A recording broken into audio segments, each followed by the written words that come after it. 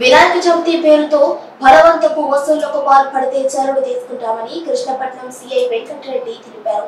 ఆయన మీడియాతో మాట్లాడారు. ఈ సందర్భంగా ఆయన మాట్లాడుతూ కొందరు వ్యక్తులు వినాయక చవితి పేరుతో బలవంతపు వసూళ్లకు పూనుకుంటున్నారని, అలాంటి వారిపై ఫిర్యాదులు వస్తే చర్యలు తీసుకుంటామని సీఐ తెలిపారు. వచ్చే నెల సెప్టెంబర్ 20వ తేదీ అందరూ ఎంతో ఇష్టంగా జరుపుకునే వినాయక చవితి పండుగ అనేది వస్తుంది.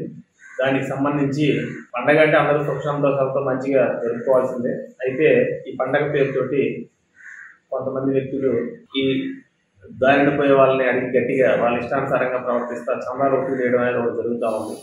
ఈ ఇవ్వని వాళ్ళని కొంతమంది బెదిరించడం, ఇబ్బంది పెట్టడం కూడా జరుగుతూ ఉందని చెప్పి మా నోటీస్కి వచ్చింది. దీని మీద మా ఉన్నతాధికారుల ఆదేశాల మేరకు మీ ప్రెస్ ద్వారా ముత్తుకూరు టీపీ గూడూరు మండల ప్రజలకు తెలియజేసేది ఏంటంటే, ఎవరైనా విరాళాలు స్వచ్ఛందంగా అందజేస్తే ఇవ్వచ్చు, దాని ఎటువంటి తప్పు లేదు.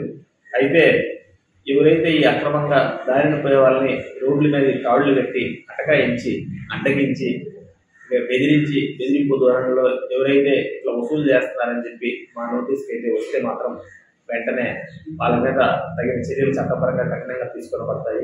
అదేవిధంగా మండల ప్రజలు కూడా ఎవరైనా ఆ విధంగా ఇబ్బంది పెడుతున్నట్లయితే మా నోటీసు తీసుకున్నట్లయితే వెంటనే యాక్షన్ తీసుకోవడం జరుగుతూ ఉంది.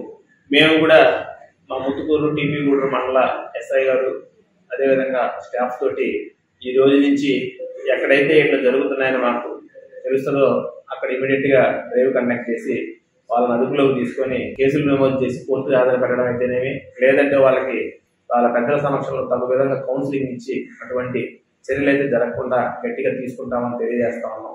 ప్రజలందరూ కూడా పండగ మంచిగా జరుపుకోవాలి. ఎవరికి ఎటువంటి ఇబ్బందులు పెట్టకూడదు.